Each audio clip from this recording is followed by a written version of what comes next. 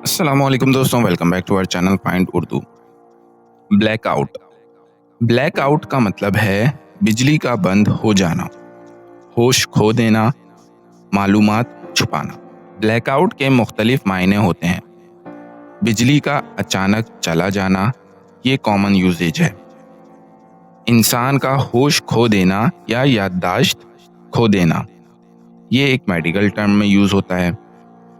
Media या सरकारी मालूमात का छुपाया जाना, यानी कि information blackout. There was a complete blackout in the city after the storm. तूफान के बाद शहर में मुकम्मल अंधेरा छाया हुआ था।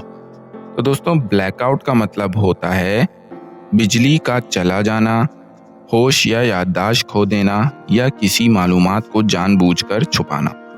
उम्मीद है अब आपको ब्लैकआउट का मतलब समझ में आ गया होगा। मिलते हैं नेक्स्ट वीडियो में। शुक्रिया।